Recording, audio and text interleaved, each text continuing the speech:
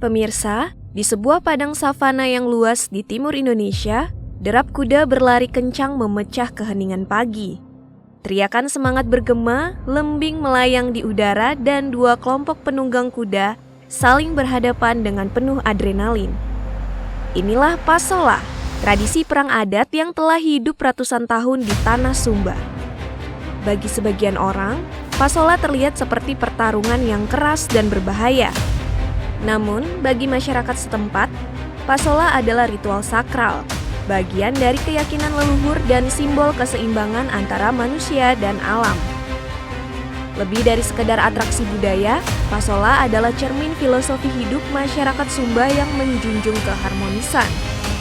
Lalu, apa sebenarnya makna di balik perang lempar lembing ini? Mengapa darah yang tertumpah justru diyakini membawa kesuburan tanah? Dan bagaimana tradisi ini bertahan di tengah modernisasi? Berikut 7 poin yang akan mengupas Pasola sebagai perang adat demi keseimbangan alam. Asal-usul dan makna Pasola. Pasola berasal dari kata sola yang berarti lempar lembing. Tradisi ini berakar dari kepercayaan Marapu, sistem keyakinan leluhur masyarakat Sumba. Pasola bukan perang untuk permusuhan, melainkan ritual untuk memohon berkah dan hasil panen yang melimpah. Darah yang tertumpah diyakini menyuburkan tanah, menjaga keseimbangan alam, dan menjauhkan malapetaka. Waktu dan lokasi penyelenggaraan. Pasola digelar antara bulan Februari hingga Maret, menyesuaikan dengan kalender adat dan munculnya nyale, yaitu cacing laut yang menjadi penanda musim tanam. Tradisi ini dapat disaksikan di beberapa wilayah di Sumba Barat dan Sumba Barat Daya. Setiap kampung memiliki jadwal dan ritual khas yang berbeda. Atraksi perang berkuda. Dua kelompok penunggang kuda saling berhadapan di padang terbuka. Mereka mengenakan busana adat, ikat kepala, dan membawa lembing kayu. Saat aba-aba diberikan, lembing dilemparkan ke arah lawan dengan kecepatan tinggi. Meski terlihat ekstrim, ada aturan adat yang mengatur jalannya pertarungan. Nilai kepahlawanan dan kehormatan. Pasola menjadi ajang menunjukkan ketangkasan, keberanian, dan kehormatan seorang pria Sumba. Seorang peserta yang tangguh akan dihormati oleh komunitasnya. Namun kemenangan bukan tujuan utama, melainkan partisipasi dalam ritual demi kebaikan bersama.